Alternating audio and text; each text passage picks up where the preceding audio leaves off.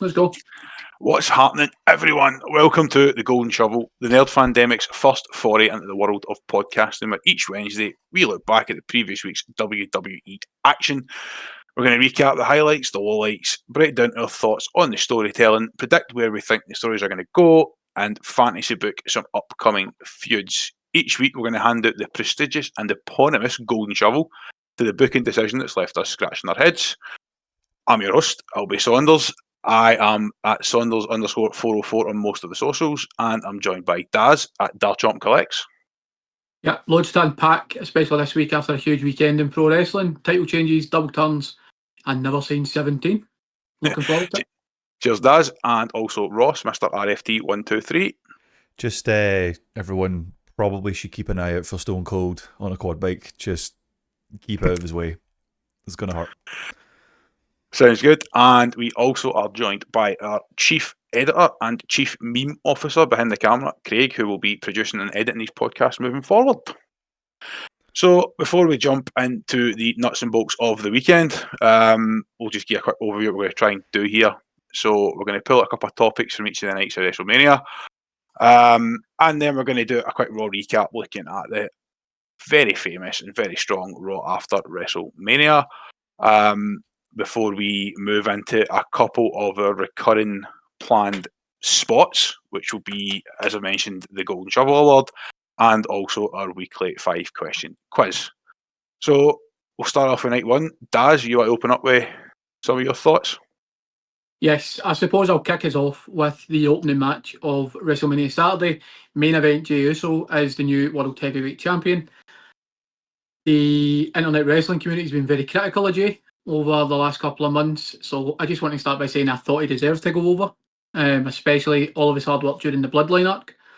He's been patient in building himself up. He went through the IC title run. Obviously, the Yeet has totally taken off and has just skyrocketed him. I'm sure you've seen the clip for WWE Unreal. Hunter tells him, "I'm going to strap a rocket to your back." I didn't particularly like the booking of the match. I thought some parts were booked really well. There was very few super kicks from Jey. Obviously, the criticism from last year's WrestleMania with him and Jimmy. I thought Gunther did tap a little bit too quick. I mean, I think it's the right way to do it. I think Jey submitting him after everything that happened between the two was really good booking. I just thought it was a bit rushed. Having said that, though, it is a bit of a throwback to his NXT days when he tapped out to Ilya Dragunov. So I kind of like what they're putting out there. Moving forward for Jey, I don't know if you guys agree. We'll touch on it during the Raw recap and in terms of what's coming next. I do think he's going to be transitional. I think they've given him the title to give him his flowers for all his hard work over the last couple of years. I think he's going to be very much a Kofi Kingston. He'll maybe hold it for a couple of months, maybe drop it at SummerSlam. I don't think he's got it to carry the title long term. I'm not sure he's that guy. I hope I'm wrong. And without breaching the Raw recap too early, I think he's going to drop it to Seth in a couple of months' time, but we'll get to that. Do you think that then it's going to be one of those ones where he's actually going to have it a couple of months, drop it, but it's not like a right one and done, see you later type thing? I do think Jey is main event material. I think he's shown that in this run. I'm just not sure that now's the right time for him to have the belt long term.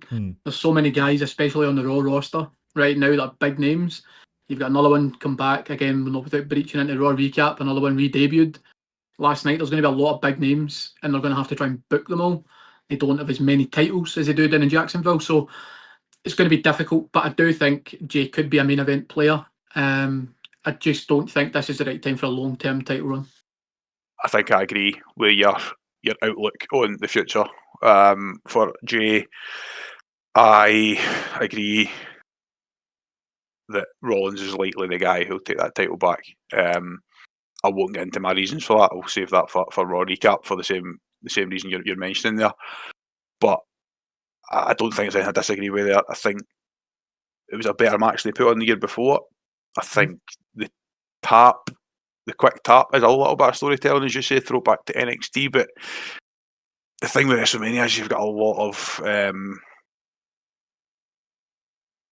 what's the word I'm looking for? You've got a lot of kind of more casual fans who watch this weekend. Is there enough people there? Is there enough people interested? Because, as you say, the outrage seems to be that was too quick for Gunther. Again, same for the Raw recap, but I think Gunther's in a bit of a confusing place right now. He's a little bit stuck because his world title reign perhaps wasn't as strong as an Intercontinental title reign, and my reasons for that would be, I think they threw too many challengers at Roman for 4 years without any of them actually going over, which meant that Gunther was starting over from scratch a little bit, trying to have a long title reign with not very many particularly strong challengers. Yep. If that makes sense. I'll just take his own then into the first match I want to pick out. I'm going to pick out two here just quickly, and no doubt we'll get to the main event. The first one is a quick minute on Jade Cargill and Naomi. We, in our prediction, in fact, as you described it, the prediction on TikTok is a mid-off, and actually I thought it delivered a really good match. Yeah. Yeah, it was a pleasant surprise, actually. It was a pleasant surprise. It was. I mean, I predicted, I think I was the only one to predict Jade going over. I thought that was obvious, just trying to make her look strong. I thought the finish was good. Clearly, they've got chemistry in the ring.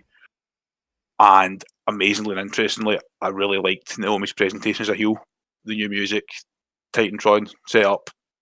Honestly, it was I think they were looking at the stats here. They gave them 9 minutes and 20 seconds. Decent 10-minute match, really solid. Thought it was brilliant. I think elevated Jade and re-established Naomi as a future champion again.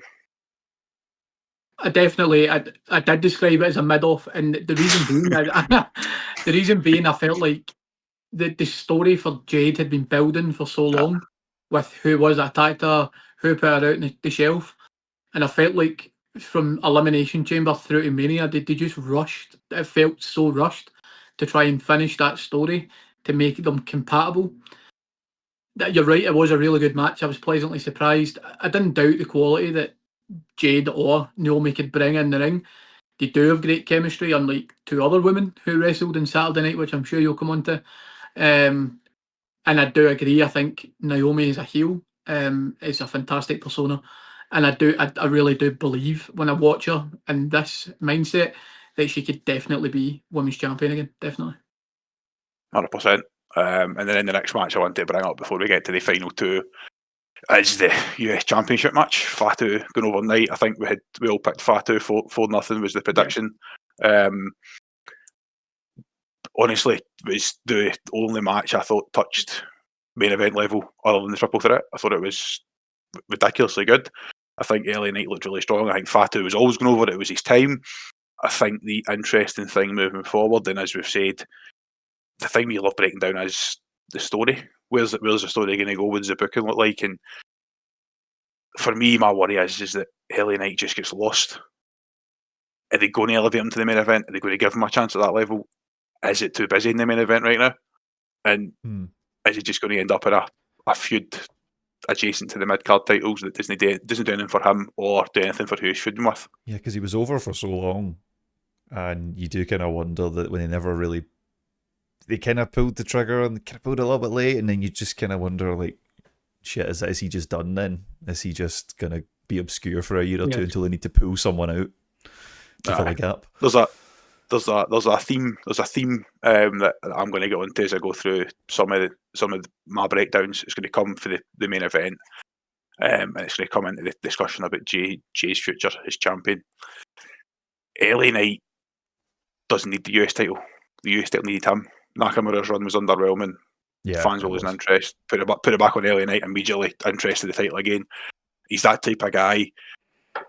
Is he the person we're talking about as a champion in a year or two's time, in the Jey Uso type mold? Because he's almost at that undeniable stage.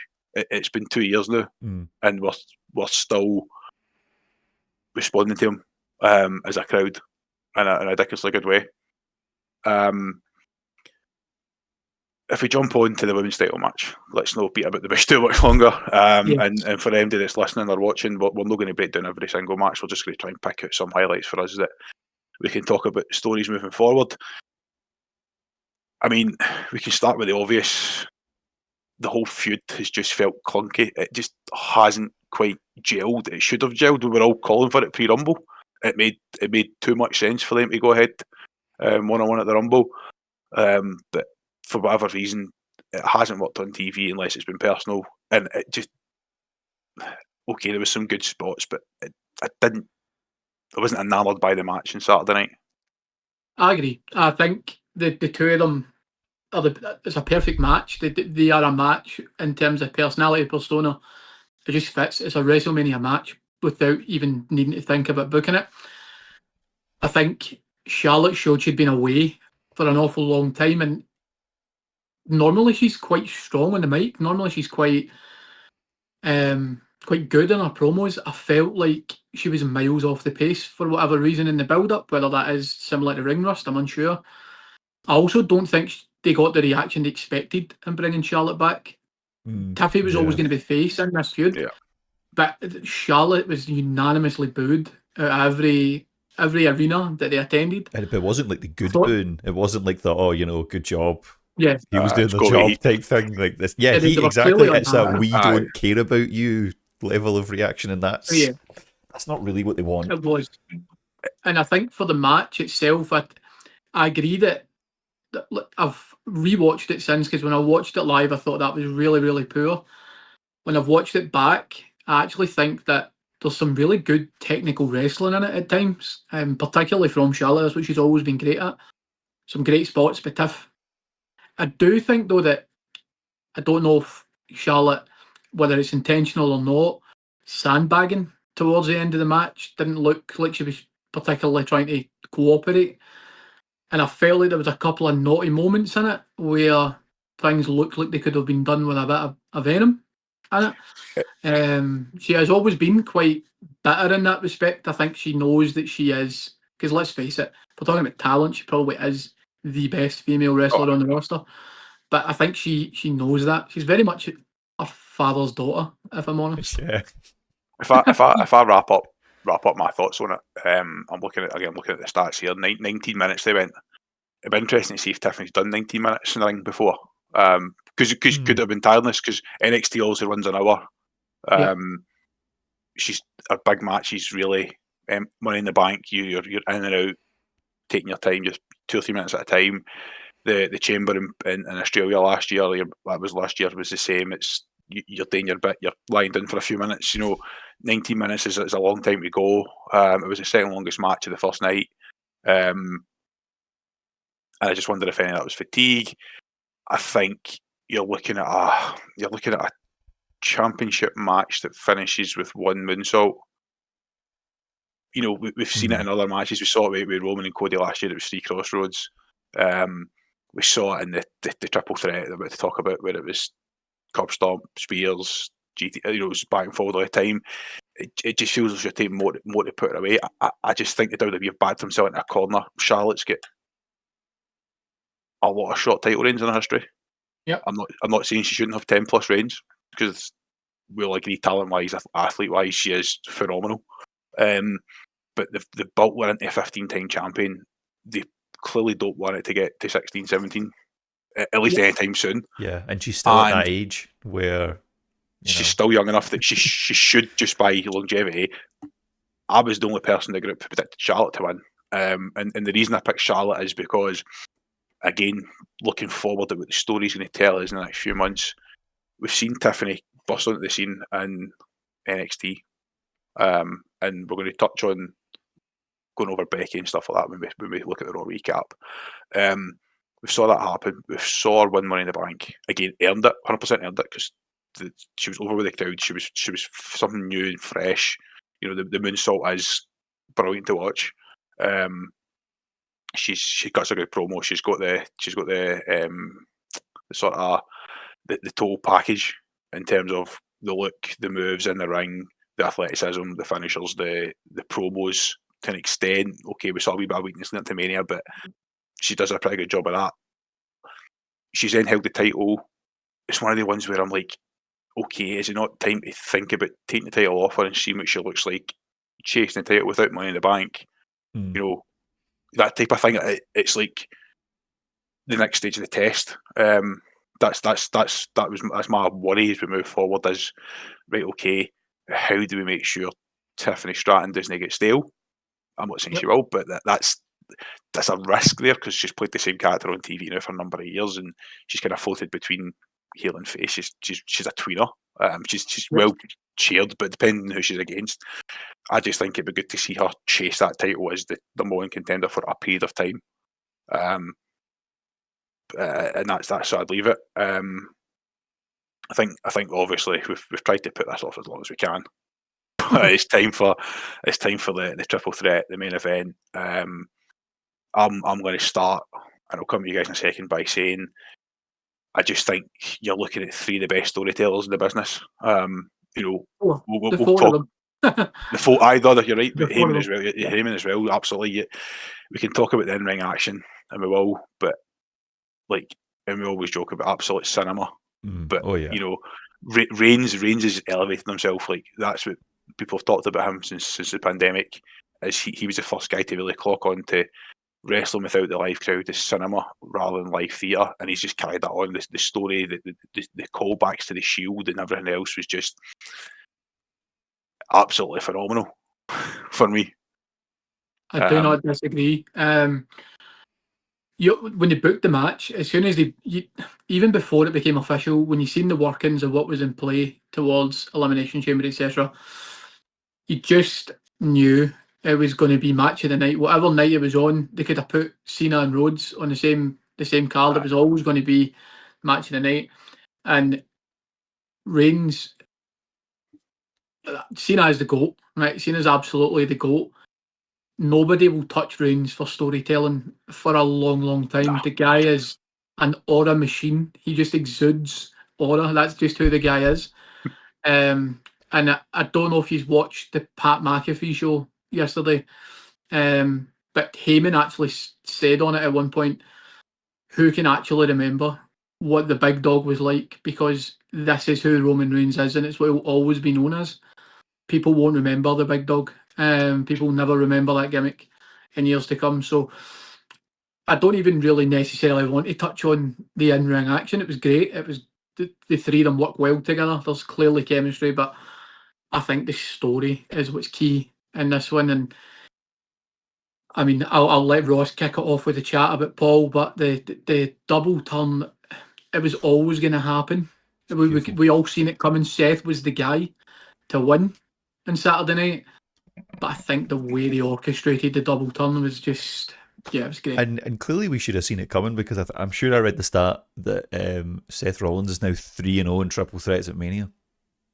Something like that. Like the guy clearly that's the story idea, right? Heyman sees that guy Monday Night Rollins. I mean, he's perfect. Like Rollins as a heel is him as a face doesn't work for me. He's if you were playing, it just doesn't work. Like, so combining that with Heyman, who is also best in the business. Like, full disclosure, I didn't watch it live because I didn't have it in me to sit there till 4 a.m. But when you watch the clips back, when you watch them back on TikTok and social media, like, it is cinema. It's absolute cinema, and you will struggle to find that on most serialized television shows that exist out there. You don't get those moments like you do with the big sign. It's a great call out, Ross, because again in the Pat McAfee show last night, they actually spoke about the Emmys, and that when are the Emmys going to wake up and give awards to the WWE for their storytelling? Because like Saunders said, it's live cinema. It's not musical theatre-esque anymore. It's phenomenal. They are telling a story consistently, and if you look at Reigns and Rhodes, this isn't just one season. This has been running 3-4 years in the making. I can't remember if it was you, Ross, who actually mentioned the quote from Rollins to Reigns, where he lists off all the people that are going to leave him and the order that they're going to leave him in. And they've told that story, and Heyman was the last. You're going to be without your wise man. So, no, I thought the storytelling was executed perfectly. And for me, should have main evented night 2, if I'm honest. Yeah. I think the quote is something like March 2023, kind of like Rhodes lists them all off. So, like, they it's something that the E really struggled with about like 6-7 years ago, was that they could not plan more than 2 months in advance, and it was just a total fucking shit show all the time. And I don't know if it's just as simple as Hunter's in there and has a little bit more influence, or if it's as simple as Vince isn't. Therefore, things like this are allowed to flourish and sort of fester in a good way. But it's night and day. It's interesting there that you bring up Triple H, because that probably leads me to my last point I'm going to make about night one. When I woke up on Saturday morning and realised that the Hall of Fame was still going live for Vegas, I managed to catch the entire 67 minutes of his speech. Honestly, and 67 minutes. And see, the thing is, it still I mean, wasn't for the long. guy who can go 67 minutes, it's the guy that's running the company. Let's be honest. Aye, and that's what I was thinking. Like in the ring, Triple H was phenomenal, and you know, as a guy, one of the best theme musics of all time, and you had DX and Evolution, which were phenomenal stables. 14-time champ, everything else that comes with that, right? Brilliant. But to me, what's his legacy is the head booker, is the guy in charge of creative. And the thing that's sticking with me is he's just created these absolute phenomenal megastars that do not need the WWE title. They're bigger than the WWE title, like Reigns, Rollins, Punk. I know Punk was away, but the intrigue around him coming back, he's still a WWE guy. Drew McIntyre's the same. We'll talk about him for the night 2 recap, but you know, he carried that whole feud with Punk last year on Twitter, or X. You've got these guys, and it's the same with the women. Like, I know we're going to touch on Becky and we're going to touch on Bayley, but Becky and Bayley have been away for the title for a long, long time, and they don't need it. And Charlotte's the same, because I know she's in the feud, but she's in that feud with Tiff to elevate Tiff rather than go for the title. You know, he's creating these absolute megastars. Like we used to always talk about it's annoying when Undertaker doesn't show up for 9 months of the year, but then you realise as you get older that that's because he's bigger than the title. Like facing Taker at WrestleMania is bigger than the title. Getting a match with Roman Reigns at WrestleMania is as big as the title. Yeah, I totally agree. And that was my lasting thought watching that. Is just like, these guys are ridiculous. Like, and it's quite good because you always then get the situation of weeks and months after it where, because you have in effect 3, 4, 5, 6 people who can have the title or can have it but are bigger than it, you can then always make a case in point, and you'll always get the chatter about people like us going, yeah, but he could have it, he should have it, because you've got all these guys that as you say, you're right, they don't need it, but they deserve it. No, all of them deserve it, so it's fantastic. And that's exactly what my point is going to be when we do the Raw recap on this stable that Rollins and Heyman are putting together. I think that's us capped out at night one. It was a good night, to be fair, from what I saw. Phenomenal. It was a very good start to what was then going to come in night 2. Aye. We'll be back in a couple of minutes after these mid-pod adverts. Thank you for joining us so far here in the first episode of The Golden Shovel by the team at the Nerd Fandemic. We'd love for you to join us over on all our social media channels, TikTok, Instagram, YouTube, and Twitter. Feel free to like, subscribe, follow, join us, send messages, comments. We are replying to everyone. And we will hopefully hear from you guys soon, and we'll see you again next week.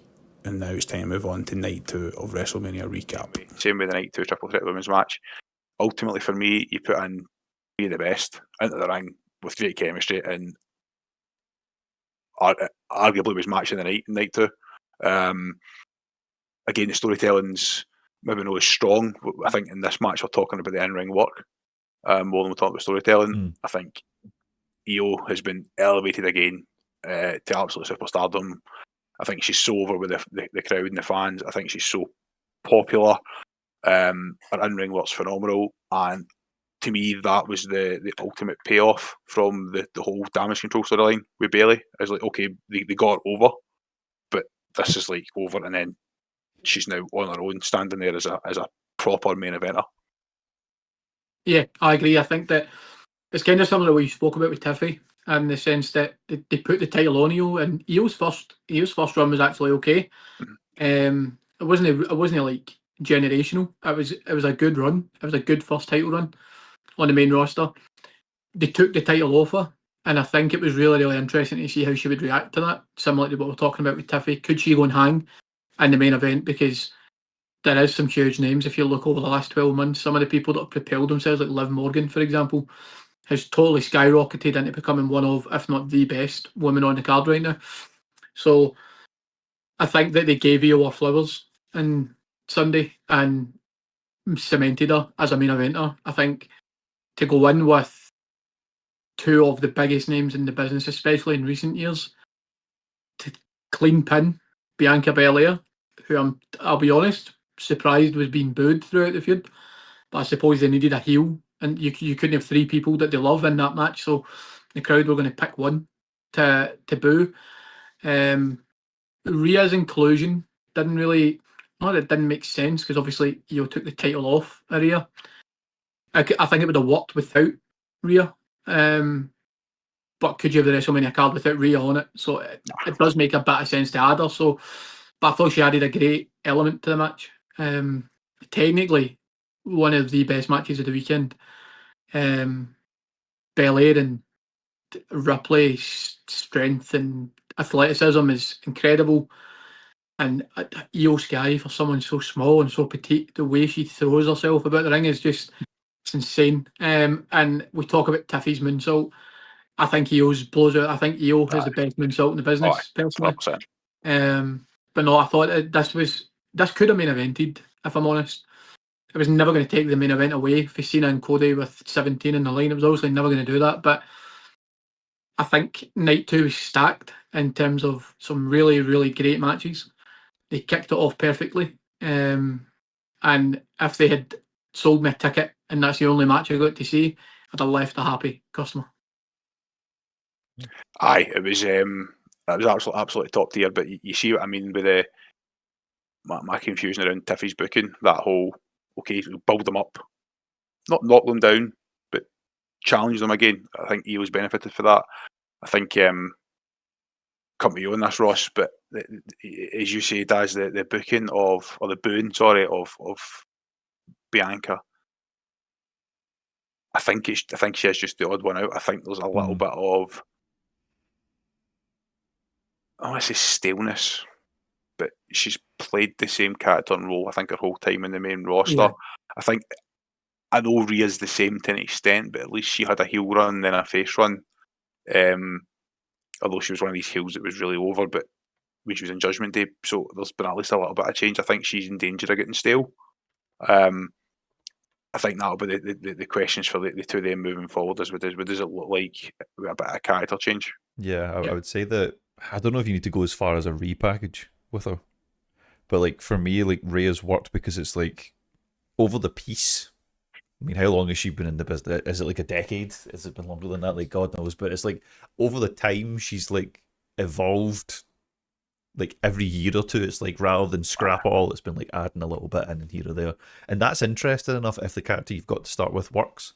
You are right though. Like for me, as someone who, full disclosure, is a filthy casual until we started like really looking at this right now, she doesn't do it for me, and it is because it feels like if when we get together for the big PLEs, it's just the same every time, and I think, it's kind of like, you know, those bands like the 1975, like they have one song, but if you like that song, then great. Aye. But when the song starts to just sound the same and it's like 6 albums deep, I'm just like, no, you need to go give me something different. I think the issue they had for Rhea initially, and this is why she is in danger of getting stale, is they overbooked the Rhea and Liv feud. It was played to death, but I think that's for lack of suitable challengers for Rhea at the time.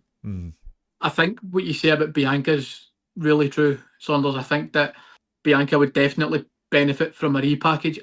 At the time, I thought they turned their own person heel to attack Jade. I thought they should have done it with Bianca, although Naomi has made an excellent heel so far. I think that Bianca would really benefit, and I know they'll probably want to keep them separate for obvious reasons, but I think with the Street Profits heel turn, I think Bianca would have been perfect to join that, because I think as a heel, the dark gear, I think she would be excellent at it.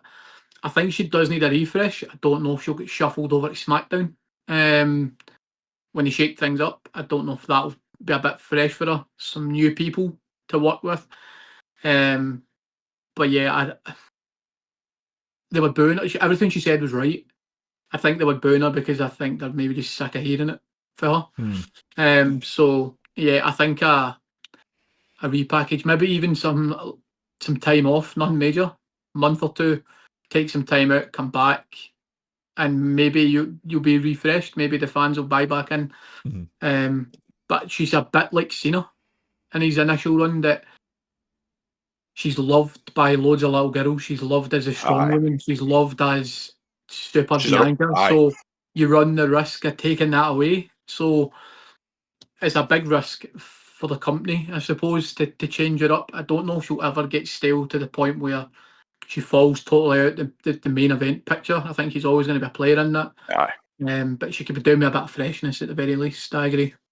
I think you made a good point there where you mentioned Naomi. Naomi's benefited for that heel turn massively. Bianca's lost it almost. Yep. So moving on for the women's world title match, which, as we say, was for a triple threat again, was put together absolutely brilliantly. Daz, I think you're next up for picking something out. Yes. Night 2. There was a couple of great matches in Night 2, and we'll get to the Fatal 4-Way. But I wanted to highlight Priest and Drew. It was a strange WrestleMania in the sense that there was very little one-on-one stipulation matches. I know we mentioned about trying to throw multi-man or multi-woman matches on the card to fit the talent in. And I thought the Sin City Street Fight suited these two big guys, two big lumps of meat. And I thought that they put on a really good show. I thought the booking was really simple, and that's all it really needed to be. Aye. I think that there were some really good spots, and before I get to Drew, when they put Priest in the main event picture way back when, before he won the title, I mean, his cash in was great, but before he won the title and they were building him as a main eventer, I wasn't sure that he was that guy. Then he won the title, and the way he won it was excellent. And then when he dropped the title, kind of similar to what we've mentioned already, I wasn't sure he was going to be that guy who was going to be able to book himself back in that picture. To be every single feud I've seen him in since, he's get better and better and better progressively. The history with him and Drew obviously goes back to last year's WrestleMania when he took the title off him in Money in the Bank. The right guy went over in the end, I think. Drew picking up the win. I don't think either of them really needed the win, to be honest. The two of them are. We mentioned Drew's one of the guys that's massive. He doesn't need a title. I think if Priest had won, it wouldn't have hurt Drew. I don't think it would have hurt him at all. Priest has had a lot in his favour in the last year or so probably made sense to give Drew the rub. But the spots for two big guys I thought were great. Watching Priest take the bump through the two tables off the top rope, doing old school, really, really good. And I thought the finish was booked perfectly. There was no airs and graces, there was no multiple finishers. It was just, there's a chair, in between the ropes, give me your face, whack. I thought it was really, really well put together. For me, it was probably one of the matches of the weekend. It wasn't a technical masterclass. Obviously, Drew did the meme, still bored at work. Nice to see him actually win with that meme. So, yeah, I thought it was an excellent match. It wasn't a 5-star classic. Fuck you, Dave Meltzer. But I think for what it was going to be, I thought it was great. Yeah, I thought from what I saw it was excellent. Like as like sort of more casual guy, you don't necessarily need like a technical match is fantastic to watch, but you don't always need them. Stuff like that, it's like an instant crowd pleaser. Like gets people bums off of seats, and yeah, I mean, what's not to love? People getting chucked around through tables. It's perfect. It's absolutely perfect. It had the real difficulty of trying to pick up a feud that essentially ended 7-8 months ago. At Clash in Glasgow last summer. And again, even though Priest was the champion, he took it for Drew. It was a filler feud until Punk was cleared. So it was picking up a feud that was 7-8 months old. It was picking up a feud that's almost certainly not going past this weekend. I think that's the end. I think they're putting on different things. Whereas all the other ones, even if the feud's not with each other, you can see where the story then diverges this way for individuals. So it was almost like a one-off match, and they're often the ones that are lost. But I don't have anything to add to what you said, Daz. It was simple, it was straightforward. It was a kick to the face, to a chair, and knocked him out. Job done, move on, dead simple. Now, I think when we move on to our next point of conversation, we might jump right into that Raw recap. But I'm so happy Dominic Mysterio won the Intercontinental title. Yeah. That was just perfect. I mean, I've seen a few other creators online talk about them. I've seen Mr. Santi's app, who we all watch, I think, every week. Yes. Say, I told you to put stock in him. I put everything on Dom when I watched him Frog Splash Brock Lesnar a few years ago when we raised with the title. He's grew up in the business. He is getting better and better in the ring every time you see him. He's won the North American title with a bit of cheating for Judgment Day. He's done this. He was the biggest heel in the company, and then turned more heel when he left Rhea for Liv. And all right, he knew it was coming. It was 100% time, but four top class workers in the ring, good chemistry, great match, great finish. Finn does all the work. You can see Finn's face. You know where it's going. It's been teased for a long time, but big frog splash, 1, 2, 3, middle of the ring, and 63,000 people were absolutely fucking nuts. The execution was perfect. It was perfect. Yeah. It's again seen in the Pat McAfee show last night. It was really, really good, and he briefly mentioned Dom Mysterio, and that the fans booed Dom just because it was fun to boo him to begin with. He almost became a heel by accident. They steered into that, obviously, with the Ray feud. Yeah. Kitty's dad the boss. I mean, yeah, no, you know what I mean. That's exactly it. They steered into the feud, absolutely. And then when they had him turn on Rhea was huge at the time. It was obviously going to make him more of a heel. But I think I'm similar to you. For day one, I've been a Dom guy. I've loved him for so long. I think he is made for this. And Cena said that on Pat McAfee show yesterday, that Dom is brought up in this business. You get guys who come in that are late, like Logan Paul, who take to this really, really well. But yeah, I think that Dom more than deserved to pick up the title. It was nice to see him win it in the way that he did. No interference, pounced on a moment, which I thought was great. But my favourite part of the whole thing for Dom was his screw this, I'm celebrating moment. Aye. Halfway up the ramp, charged straight back into the ring. I want to believe that it wasn't part of the script. I want to believe that he decided he was going to do that. I want my 5 minutes, and quite right. The pop he got was sensational. And I'll touch on it in the Raw recap because that's my pick out. But I think where it's going to go next, I think Dom's going to be an absolute workhorse off the back of this. Yeah. He's booking for the day debuted has been almost perfect. Like he had some matches early on with Seth, who we've already talked about. Has been a guy that can elevate anybody.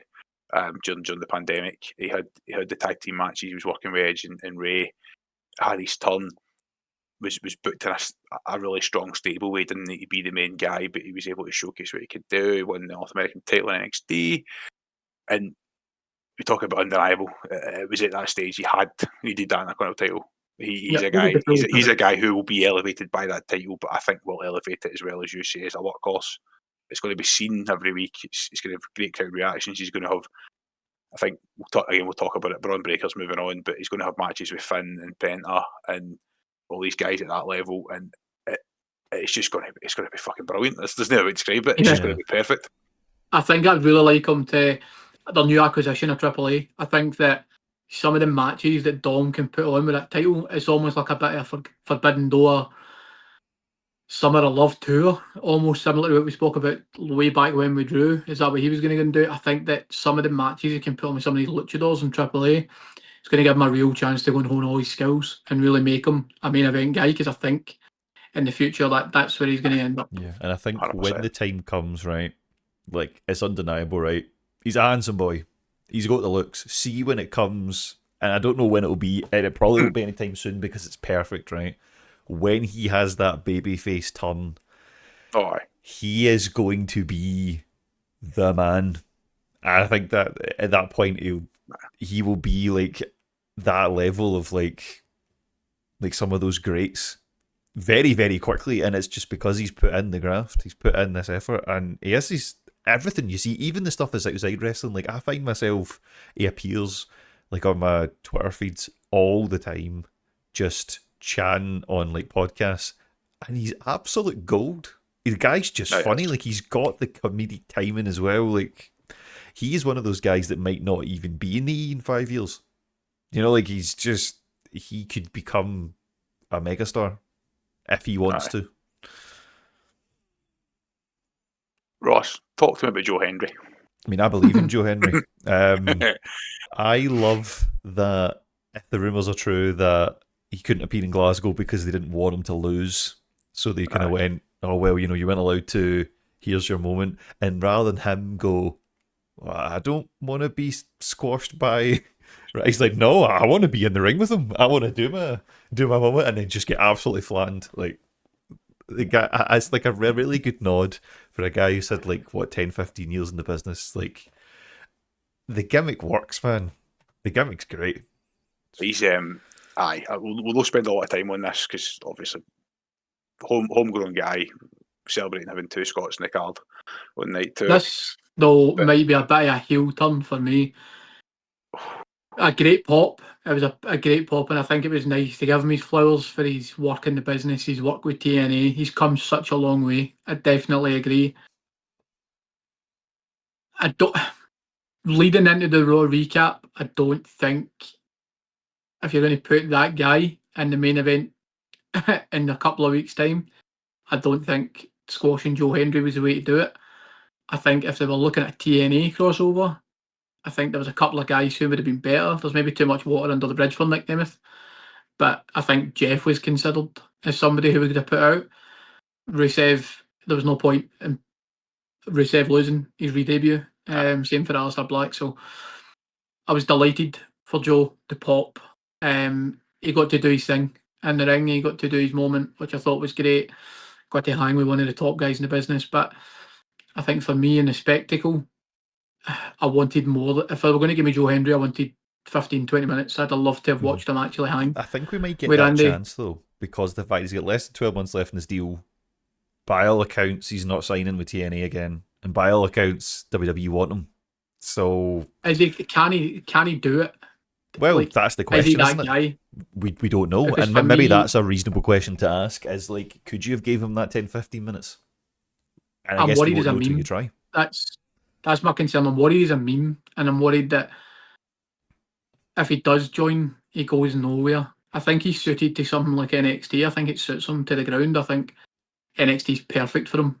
But I think that's why I had a 3-minute match. It was about just introducing them to a bigger audience again. Yeah. Done it at NXT, done it at the Rumble, done it at Mania.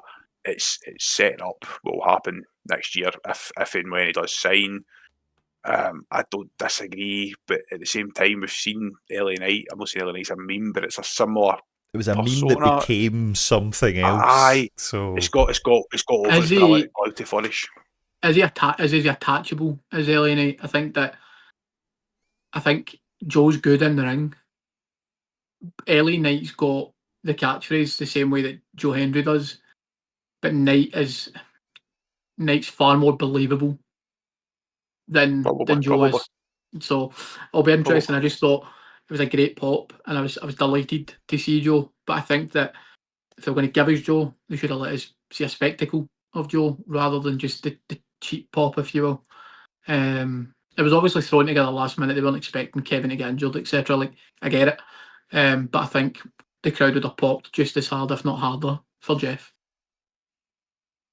I think the only thing with that would have been you would have been looking for what's coming next with Jeff and Matt, whereas at least this is a really obvious one-off type scenario. Yeah. I think we're at the stage now. There's 3 more matches in the card. We'll leave the Becky Lynch bit to the Raw recap because it just ties in. Logan, AJ.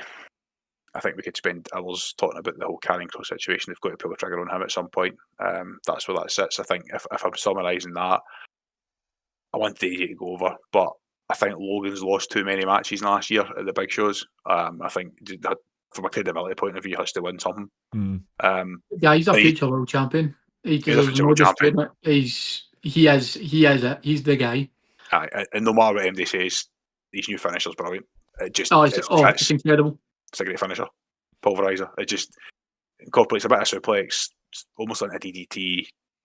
Guy's planted flat in his face. He's out. It's better than his old knuckle duster. We've seen it so much more.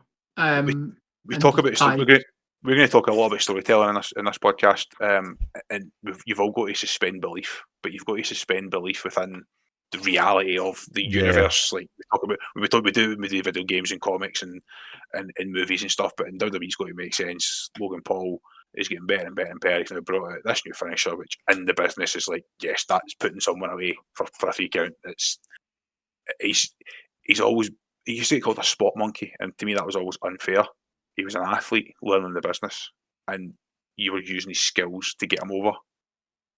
He's now adding in the nuances, like if you've been down injured and holding your leg and you're going to the top rope, go climb the rope slowly. Things like that were missing 2-3 years ago. He's added all that. Again, telling that story. He's brought in this finisher. Okay, he's not going to hit it against guys that are twice his size, but in a match with AJ, plants him. Perfect. And again, he's a bit of a part-timer, but AJ Styles has also got this program called Karrion Kross, which hopefully we now see. Hopefully we see Killer Kross after his promo. I think they'd be great working together. Put them in a tag team. Do what you need to do. They'd be great together. I guess it's time for the never seen 17. The goat, my goat, our goat. My goat. I mean, let's start with the simplicity of this. I started watching WWE and WCW mid to late 90s, 25 plus years ago. John Cena's career has been 80% of my time watching wrestling. I think he's been brilliant for day one. I've never been aimed at turned on him when he was the Super Cena, because I knew it wasn't his choice. I knew he was forced to an extent to be the Make-A-Wish. Not forced to Make-A-Wish guy, because he also does that because he's something he enjoys doing. But you can't turn him. He sells too much. He draws too much. He does too much for the business. People are going to talk about the match, so I'm going to throw out the two or three things I want to say, and I want to get your guys' reaction to it. The first thing is no, it was not a great match in the ring, in my opinion. 2, the Travis Scott bit was a bit too clunky. It just took too long. Why was he there? Why would The Rock send Travis Scott? There's at least 100 people that are bigger than John Cena, bigger than Cody Rhodes, that would have helped more in that situation. But 3, John Cena did exactly what John Cena said he was going to do, exactly what he said he was going to do for the last 2 or 3 months. I'm going to ruin wrestling. I don't have to out-wrestle you. I just have to beat you. He said that on Friday night. He said it the week before. He said it every week for the last 6 months. Since the Rumble, the last 6 weeks. It's not been about wrestling. It's been about winning 17. It told a story. It's perfect. Cody has main evented 3 WrestleManias in a row. He is undeniable superstar. I'm not one of these people that says that his reign's been boring. He's been let down, I think, by the fact that a lot of the top challengers were fed to Roman for 4 years, and you're trying to build that back up. And then I'm going to get to my last point when we do the Golden Trouble for the first time. I'm going to make my last point, but to me, that's my 3 points. Okay, the match wasn't great. The Travis Scott was clunky. The storytelling is brilliant, and I cannot wait for the next 6-7 months of this. Yeah, I think starting with Travis Scott, I think they've made it more difficult for themselves by having him mid-match. See, if he just accompanied Cena to the ring, it would have made so much more sense, because everybody's waiting for the if you smell. Everybody's waiting for the final boss. Why it never happened, I don't know. I'm not going to doubt them. They've told a perfect story over 4 years. I'll hang in and see where this goes. It wasn't a technical wrestling match. John said he did exactly what he said he was going to do. He wasn't going to wrestle him. He didn't have to wrestle him to beat him. I actually thought the match was booked perfectly from a wrestling perspective. The moveset from Cena was so unlike anything he's used before. Big boots, double axe handles. It's just no John Cena. He's not the 5 moves of Doom Super Cena that people would expect. I'm similar to you. I started watching wrestling kind of circa 2002, 2003. So all the OVW guys were coming through. Him, Randy, Batista, all these guys were getting their start just as I started watching. And I've always been a Cena guy. I've always had the merch, the stupid purple t-shirts, etc. And for a long time, I've wanted a heel turn. And I think the heel turn would have been better served at Mania. I think if they had had him and Cody, new QB1 versus QB1 for 25 years, a passing of the torch, if you will, only for him to heel turn on the night, I think would have told a great story. But as I say, I'm not going to doubt Hunter and Dwayne and the guys writing this story because they've been perfect with their main event stories up until now. So I'm just going to sit in and go along for the ride. But I thought the match was great for what it was.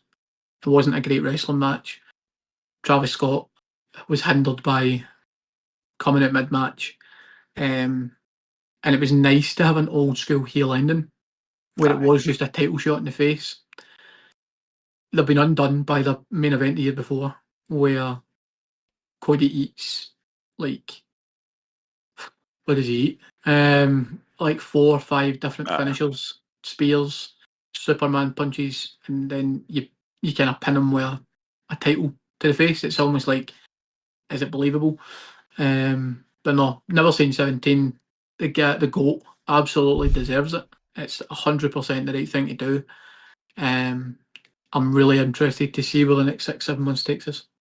Yeah, it's the only part of it that, and I think you both said it, is the Travis Scott thing, because like I don't know if it was on the Pat McAfee show or if it was in something else where like Rock had claimed that like, oh, he made the call, he claimed that the big boss wasn't needed and John understood, but I don't know. I feel like that's the only question mark for me, is why even have The Rock involved in any of this and then not really use him? Like, Rock and Cena had some fantastic feuds. Maybe that's where some of this is gonna. I don't know. Is that going to be a SummerSlam thing? I guess we'll see. But We're still waiting on 3. So The Rock's still got a major part to play in this if they're still going to go down the same route. If you said it was 3 guys, I'll give you a bold prediction. I think it'll be Jay. That's my bold prediction. Interesting. Especially if Jay's going to hold the title. I think The Rock's demeanour has been, I will choose my champions. Taking Jay, I think, will be really, really good. How that builds moving forward, I don't know. Big, great clash of stables, though. If you're looking at the Rollins new stable versus Rock stable for Survivor Series or War Games or something like that. So there's loads we can play with. That's fantasy booking, of course. Yeah. I think if the Rock keeps in with somebody like Jay family, it just keeps the door open to the Rock Roman. Definitely. But down the line, I don't know if that's just I don't know if that's just been and gone. But I don't know who his third will be. I don't dislike this suggestion. I think it is a fantasy booking thing. But it gives them that hook back to Roman should they try and revisit that in a year or two. Yeah. I mean, it was one of the WrestleManias where, like, if you think about the main event for the year before, no one's talking about the 25 minutes of wrestling. We're all talking about the last 10 minutes of storytelling. Yep. That's what we're talking about here. Like the 2 main events told brilliant stories, and they're going to tell brilliant stories for up to the next year. There was better matches earlier in the card, but that's fine. I think if we try and not make this sound like a team score, we're not here at work, but we could keep talking for hours on this. I think we'll jump into a raw recap. I think we pick out 3 topics and we rattle through them. I think we pick out the Cena moving forward. Let's talk about the new stable last. I think we'll kick off with Becky's heel turn. For me, they've tried to condense 2 months of storyline into 2 nights. You can't turn Becky heel. They've shown that before. Once they can't turn her heel, it needs work. Yeah, you need to build up to it. It needs a build. Lyra's not big enough on the main roster to be an opponent to a heel Becky. That's my confusion with the Bayley situation. See, if they just had Becky come out at Mania and cost Bayley the title, you probably could turn her heel. Bayley's popular enough. As we look forward, as we always do, I'm struggling to see this. It's obvious it'll be Becky versus Lyra. I think Becky takes that title. I think people will complain about that and saying it's Becky Hogan booking, but we've talked about this already, and we're going to talk about it again in a minute when we go into Raw and stuff. The two women's mid-card titles have came in. They feel a little bit lost. Put it on Becky, let her elevate the title, and then elevate the person. If that makes sense. That's how I'm seeing what's going to happen in the next month or two. I think they're trying to do it the opposite way. I think Lyra's going to put Becky over. Becky's going to put Lyra over. I'll be honest, it's the same with Chelsea Green. I don't really understand what they're doing with these two mid-card titles. They gave them the titles because there wasn't enough for the women's division. Chelsea Green, I would have a Chelsea Green in the card before I had Lyra at Mania. There's not somebody for Chelsea Green right now is probably the issue. A Chelsea Green Open Challenge, Becky Lynch answers it. Could have been a good way to turn her heel because she could just go and beat her to a pulp. I don't see why we took Bayley off the card. We were building towards Bayley and Lyra again for the IC title, and it's just kind of dead in the water. So I don't really know. I don't know if he's heard Hunter's press conference where he basically said Bayley's a pro, she'll be fine. She's responded to that. He can be a pro, but being taken off the Mania card, no matter how professional you are, it's difficult to take. Yeah, I think 100%. She herself has said that, like, I think the quote was, like, he says I'm a pro and, like, I'll be fine, and I'm like, that's okay, that's nice, but what do I need to do to get into that situation? I think she was kind of hinting as well that her contract might be up next year, and she was kind of hinting that she's been there 12 years and she was almost doing, and I mean, it could just be the, give me some more money, but she's obviously hinting at maybe the grass is greener on the other side for her. Maybe that's where she's at. I don't know. That's interesting. It's definitely not greener. No, I would agree. But for the situation that she's in, you can maybe understand the sort of frustration.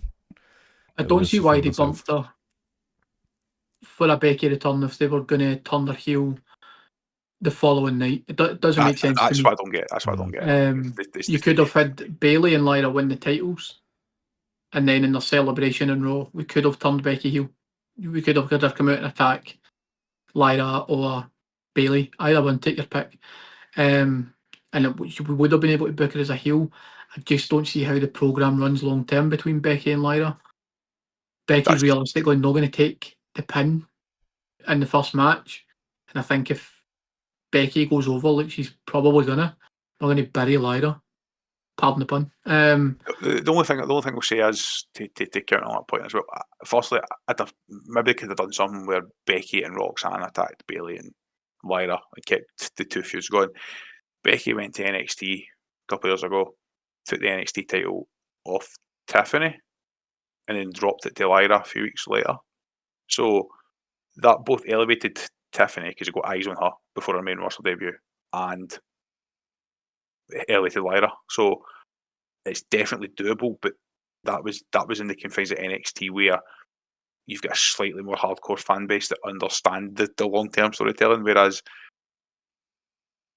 no matter what happens, the Rumble crowd and post-Rumble crowd, the Mania and post-Raw Mania crowd, they are different. It's people like us and fans that don't get to go to the show week in, week out that make an effort to go to these shows, and they're like, no matter, like, we've seen it before with Bayley in Glasgow, in Scotland, in the UK as a heel. She was facing Piper Niven last year in Glasgow. She was not getting booed. We would never boo Bayley. She's just get a connection with the fans here. Becky's the same. When she punched Charlotte, people fall over for that. I'm not saying you can't turn her heel. I just don't think. Why do it over the course of 24 hours? Do it over the course of a couple of months. Yeah, no, I agree. Right, before we dive into the two big stories, we'll just have a quick honourable mention and happy Rusev Day to everyone who celebrates. And to you, good sir. Thank you. New Tron is terrible though. I like the music. Needs the package needs a bit of work. He looks the part though. He does. He looks so much looks leaner. good. He does look good. A weird spot though. It was a weird. Is he going to have A a tag weird team thing partner? for him Is that to the plan? appear between the tag match. I don't really. I mean, obviously the purpose was he came out and squashed Tozawa and Otis, but it just seemed odd to me. I don't know if they've got a story for him yet. Will it be Dom? I don't know. Dom's first feud's probably going to be Finn. I'd like the programme with Logan Paul for Dom. The two of them have had a bit of needle in terms of he's been on Impulsive, and they didn't really mesh. He also had the Hall of Fame run in, etc. So I'd like to see a programme. I think there's 5-star classic matches in there. I do think JD McDonough will be the wedge that breaks Finn and Dom. He's returned last night.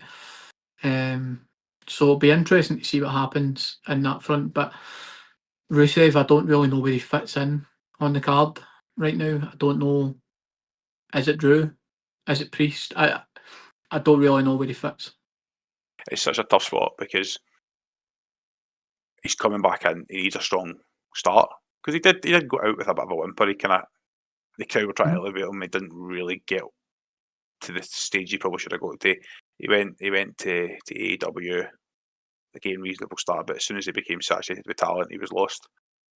But at the same time, the people you've mentioned there are like, well, we'll talk about it. I see Drew back in the title picture, so he's not going to do the job for Rusev. Yeah, Priest has just lost the match with Drew, so okay, he can maybe afford another one, but you're on that line of don't want to lose too much. So again, is there a guy that is there somebody there that can put him over? I don't know. Is he in the title picture for the US title? But they're not going to take that off Fatu anytime soon. I think they're a great match, but they're not going to take it off Fatu anytime soon. I suppose the other option is you bring up a guy like Trick, because even if he loses the feud, he still looks good. So I don't know if it's an up and comer that's got a lot of like Melo, for example. Melo's got his program with the Miz right now. It would be good for both, I think, for them to showcase. Andrade might be another option. There's so many out there. I just don't know where they're going to book them all. I think that's the difficulty there. Run it back. Cena Orton once again. Beautiful. Cannot wait. Personally, I thought it was coming later in the year, but we did say the end of last week, Cena and Orton are the only two guys confirmed and the only two guys in the poster. Something big's going to happen. Yeah, I think Daz and I were briefly speaking during the intermission, and the Backlash poster, I think, was posted like Wednesday or Thursday last week. So I know obviously it's Orton's hometown, right? So that was why. But when you see his name, you see the face, Darren pointed out quite well, it does kind of almost look a little heelish, the way that they've kind of stylized it. So you're like, okay, that's interesting. And then the RKO, the oh shit, as he gets hit. Fantastic. That's brilliant. Fantastic television. And it's going to be very interesting to watch Cena probably go over in his hometown. I think that'll be... I'm slightly concerned that this is a match that I want until the bell rings. I always envisioned that Randy would be the guy to retire Cena. So I feel a wee bit robbed that we're getting it so soon.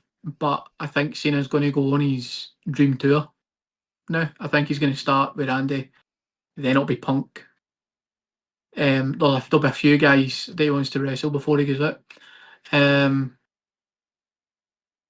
these guys are going to have to eat pins or tap out to Big Match John. What makes it really interesting for me there, Daz, though, is I had in my head, I was thinking he'll hold the title as a heel to SummerSlam-ish, put somebody over, give them the rub, and then he'll go on this fantasy / I don't know. nostalgia. I think he's going to do it with the 4 months title, tour. mate. But that's what makes it really interesting, because now I think, if he's starting it now, there's enough belief that he could walk away with the title at the end of the year. There's just enough. Like if he's facing Randy first, as you say, I had Randy or Punk as the last match. That in my head that made too much sense. Randy's the first match. Punk's probably going to be the second match. I'm looking at that and going, there's a world in which he does exactly what he says he's got to do. Yeah, like Takes his title at the end of the year. we had a little chat in the intermission. We were kind of looking at, obviously, 27 dates left or whatever the number was. The schedule has no PLE for December. There's nothing outlined, so it is Survivor Series is right at the end of November. So there's no big point in the calendar where you can go, right, well, it's like, say, December 28th. I don't know what day that is of the week, but say that's the one where he's going to go out in his big bang. It's not absolutely mental to suggest that there is a situation where he walks away from Survivor Series or a random Monday Night Raw, whatever it's going to be, with that title, and in effect disappears, and then that's him, retired in air quotes, and comes back to actually then have a swan song with some sort of unification at another PLE, probably Mania the next time, to then drop it, and then is done. Because I don't think he's going to be that guy. I don't know. It just makes me think that if they're going to start this now, which is great, by the way, like I am all for doing the swan song for the full year. Like nostalgia, I mean, you can see all the old stuff that's behind me. I'm a sucker for nostalgia, so give me it. Give me all of it. It opens a lot of doors that I think is going to be very, very exciting to watch. I just think that with heel run, I think that if he's saying there's no check that you can write me. He said it in Pat McAfee show last night. To any other promoter, casino owner, company out there is not a check big enough to write me that once I'm retired that I will come out. There will be no one last match. And I think for him to spin this on his run, to have 17, I just don't see him being the guy to come out of retirement to unify. I think he's going to retire the Universal part of this title. He's going to return it back to pro wrestling. He's going to ruin modern wrestling, and he's going to take it back to tradition. It's going to be the WWE Championship. It'll get a rebrand. I don't like the WWE title right now. I think it's big. It's ugly. It looks good on certain wrestlers. Looks terrible on others. I think that the booking at Orton so early has thrown me in terms of because I'm like you, Saunders. I thought he might drop the title, give the rub to somebody, maybe Braun. Obviously, we'll get to Braun in just a second and why that won't be Braun. But I thought he'd maybe give the rub to a new and up and comer and then go on his farewell tour. But Cena said there's 27 dates left on his run, not 27 matches, 27 dates, 27 appearances. All I've got to do is come out and hold this up. I don't actually have to wrestle. So I think we're probably only going to get 4 or 5 programs over the next 7 months for John. I don't think we're going to get every other week. We're going to have him. He's hardly going to wrestle on Raw, if ever. We're going to run him into PLEs. He'll take on Orton. He'll take on Punk. He might take on a couple of up-and-comers. He might take on like a Jacob Fatu in Saudi Arabia or something like that.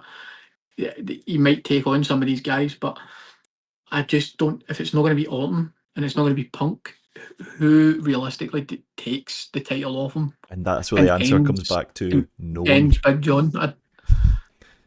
I think we can stick that one up on TikTok and put it in the comments and see if anybody responds and gives us their thoughts, and we can talk about it. It'd be really interesting to see the people's thoughts. I mean, if you're, I'm going to say who the name I think it is. I'll see what the comments come back. But there's something that you just said that really piqued my interest.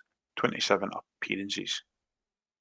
What if we did an angle with the Money in the Bank where that was appearance 28?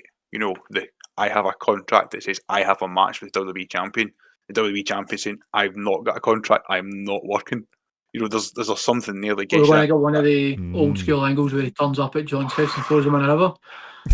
I don't know, but I mean, what contract takes the Money in the Bank's ironclad, as we've seen over the years. Yeah, exactly. I know, but it's only for active.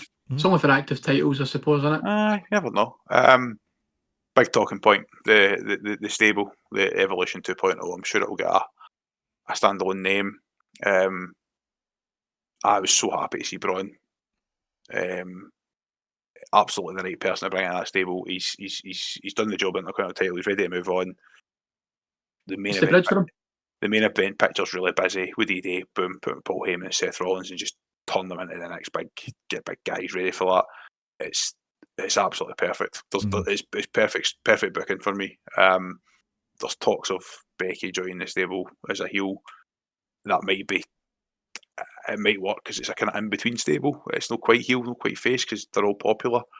But I'm interested to get your thoughts. On what you thought of last night after the double turn. Your thoughts on where it goes and the inevitable who's the next person to join. I thought it was excellent. Paul is the guy. Everything he touches turns to solid gold. Curtis Axel. Yep. Yeah. 99% of what he touches turns to gold. Curtis Axel screwed Curtis Axel. Yeah, I think that the booking was great. I think it's the right time for Braun. It's the bridge to help him get to the main event picture. I mentioned it right at the beginning of the pod. I think Seth's the guy to take the title off Jay, and I think it cements this stable. I don't know where they go for the next member. They can only go one of two ways. They either bring in another guy, another male talent, and they take the tag division, because the Raw tag division, for lack of a better phrase, is absolutely ass. War Raiders just aren't the guys to hold titles long term. New Day are past it, unfortunately. They don't work as a twosome anymore. I mean, A-Town down, just get rid of Grayson Waller and just push Austin Theory, please. Theory and Dom, I think, would be a great program. I just think that they're either going to take the tag titles and it's going to be almost like a Bloodline 2.0 type, where they hold the gold and you need to come and get it, or they do go down the female route and they take on somebody who's looking for a home. Rhea Ripley, maybe. Is she too over for it? I don't know. Bianca, we've spoke about, needs a bit of a repackage. This is true. She's probably feeling a bit cast out, the same way that Seth is. Becky, for me, just can't do a full-time run. I think that might hold her back for that. Yeah. Because Seth's going to be full-time Bloodline as opposed to Roman's sporadic appearances. Seth's going to be there week in, week out. So for me, where I see it going, I think to take the title off Jay, probably SummerSlam, maybe after that. It depends how long they're going to strap the rocket to Jay. But I do think he's transitional like Kofi. It was just too early to put the title on Seth. He needed to build this stable first. Agreed. Braun's a guy. I just don't want him to squash Dom and take his title back. He's not going to take it off Fatu. I'm not going to run that. So it's going to be a Raw think stable. It's going to be a Monday Night Raw stable. yeah, and I think Anyway, so it should be for fine. me, I think it's going to have to be another guy to come and tag. Could it be Rusev? He's not got a program. Maybe. Does he want to come in and be a side guy though? Does he want to be almost like a henchman? I don't know. For me, I think they need to maybe book somebody who is falling out the picture. But if they're going to go with a woman, for me, it would be Rhea or Bianca. A guy? There's so many to pick from. You've actually mentioned who I think would fit, and I've seen his name plastered over the IWC. You talking about Melo? No, Theory. No.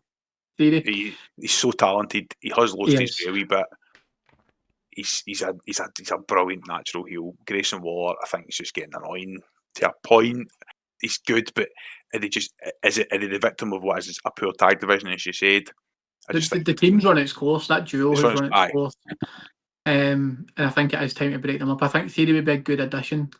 I think what they need is somebody who can talk on the mic, because it's what the Bloodline lacked for a little bit.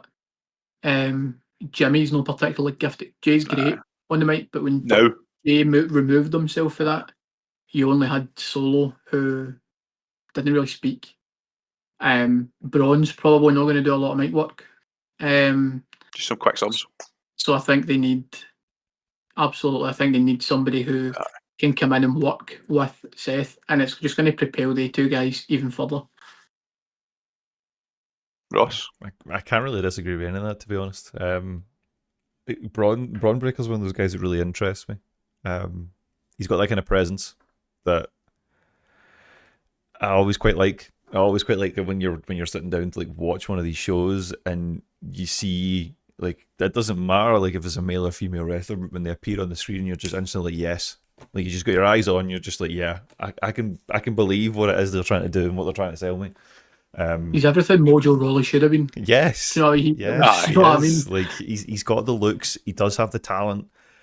I just hope that he continues to build, because I think he's one of those guys where this guy could be the limit for a guy like him. And I mean, he's literally trying to break people. He's literally trying to break people in half every time he appears in the camera. Yeah, and as we talk about that, it's just so believable in that scenario. His field is insane. I mean, Carlito's otherworldly. twice this week. It goes back to the thing that you mentioned earlier, and it's probably like a good way to kind of like tie all of this together, is that it's another one of these guys that's being built up, that you can see there's been a lot of thinking here, there's been a lot of thought into what can this guy look like and do, and he's not yet, obviously, but like in a year or two he could be mega. Like, it's not he'll be the crazy face of the company that. eventually. 100%. I think they're going to need to make a third brand. There's just for too all these many of guys. them.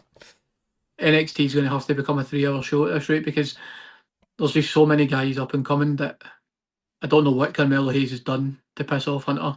Because everybody else has been pushed to the moon and Melo is working with the Miz, which there must be a reason behind it, because Melo was probably the guy at the front of the queue a while ago. So Melo misses every week. So I'm really intrigued to see where they take this stable.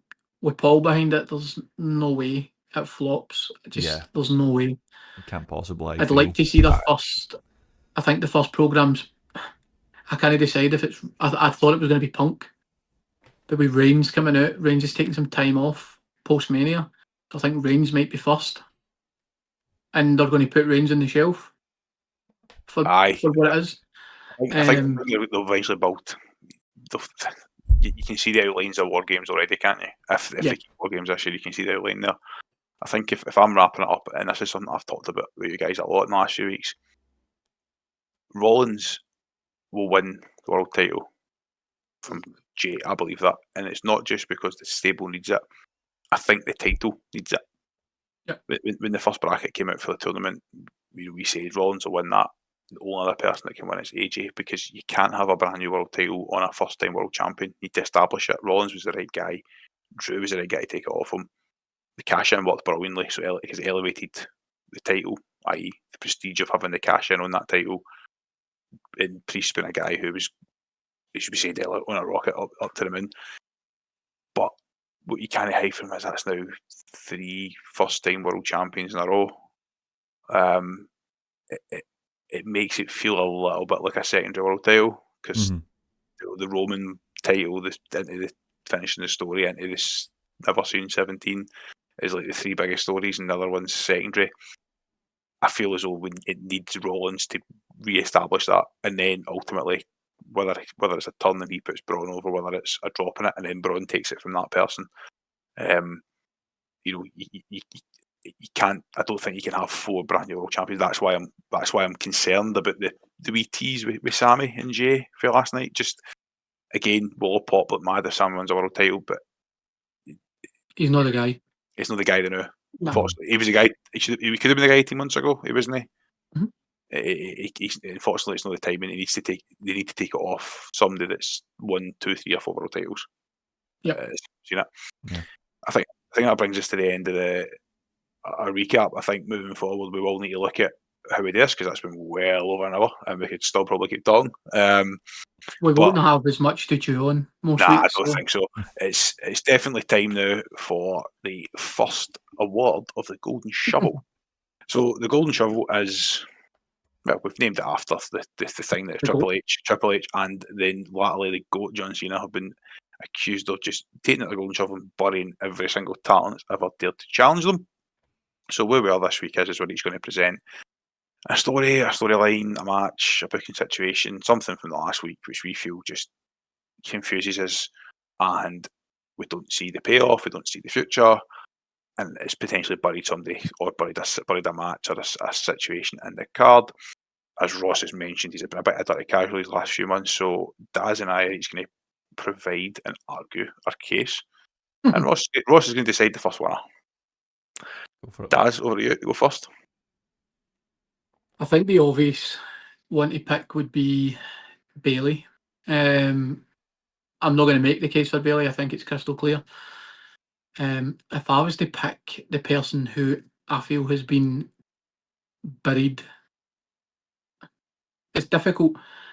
It's probably a wee bit out there as well. I think they've killed Penta's momentum, and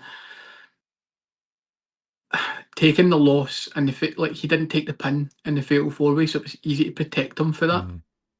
It didn't need to be Penta last night on Raw. It didn't need to be Penta that Dom pinned. Now it makes Dom look strong, but it buries Penta's chances of taking the title. I think Penta would have been a great first feud for Dom. It's obviously going to be fun, but in the weeks leading up to this, Penta has been on fire. Now, I'm not saying that Penta's going to fall out the picture in terms of being popular with the crowd. The crowd clearly love him. I just think that for a guy like Penta to go on the run that he went on when he started, he comes straight out the traps. I think we've put a big stopper in his momentum. I think, and I don't really know if he's taking the pin to Dom. Obviously, there was a wee bit of Judgment Day involvement with JD McDonough, but I just think it wasn't particularly dirty. It was pretty clean. He pushed him off the top rope. It wasn't he didn't come in and attack him. It was a pretty clean win, all things told, for Dom.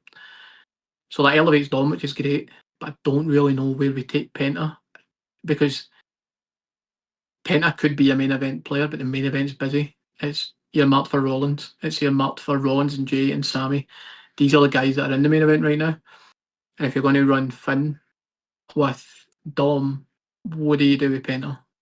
And I feel like this guy might get lost. And I don't think they've done it intentionally. But I just think this guy's going to get lost now in the mid card with the likes of Rusev return. I'm going to argue my side. I'm going to start by taking out my golden shovel and try to bury your idea and say that ultimately they're just going to throw him his brother and have him in the tag division for a while, which is fine. I would bury him entirely. I would bury him entirely. That's the risk. I'm going to bring out and say that the thing that we've buried this week is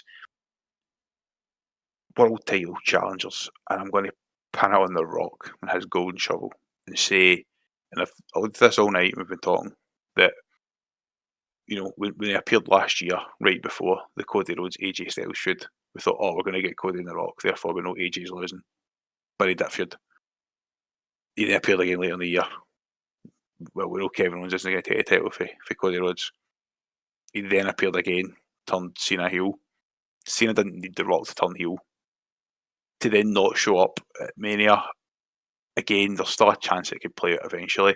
It feels a little bit like the heads at TKO are just saying, not happy with the ticket sales this week, Dwayne, you want to do a favour and show up. So I'm going to go with that. I think to not show up at the main event, I think his random appearances, you know, the first Netflix show, he turned up and he was a face, but he'd been a heel before that, threatening Cody, he'd been a heel since then.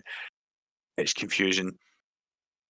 We've basically known that Cody was never dropping the title until Mania, because I know it was likely, but because of that, the appearances. So for me, golden shovel, The Rock burying any challenger for the world titles in the last 12 to 18 months. Over to you, Ross. I mean, I think both gentlemen here make some good cases. And whilst I have actually really liked Penta's stuff that I've been seeing on socials in particular recently, and do agree that it was a bit odd last night, I sadly, Daz, I think I actually have to go for Saunders here. I think he's right. It did not sit right with me. All he had to do was to turn up. And this is, by the way, I am a Rock. Do nothing. I am a Rock guy. He was the guy to me when I was like 6 or 7 years old. I used to play the Game Boy Advance. Like, I think it was like SmackDown versus Raw or like a WWE specific branded one. I can't remember what. And he was the character. It was him against Jericho over and over again was what I used to play. And yeah, just have him there, as you say, do nothing. To have the final boss turn up, and then you could make him shuffle off for a few months. That's fine. But yeah, sadly, as much as it pains me to say it, It's fine. it's I am the shovel. biggest Rock hater you will ever find. I despise the guy. Everything about him. I think he's a terrible actor. He's an even worse singer. He's a bootlicker. And he's not a particularly gifted wrestler. So I hate the guy. So I'm delighted to give him the first golden shovel of the podcast. I'm sure that MD that's watching this is going to have some comments for us on Daz's opinion of The Rock. Feel free to debate him next week if you want. So The again, Rock's a fraud. If you want some, come get some. So we'll be back next Wednesday. So from the team here at TNF, from Daz, Ross, I'm a way to go buy an ATV. hopefully a bit of driving at the Stone Cold, and myself will take it easy, and we will see you next week.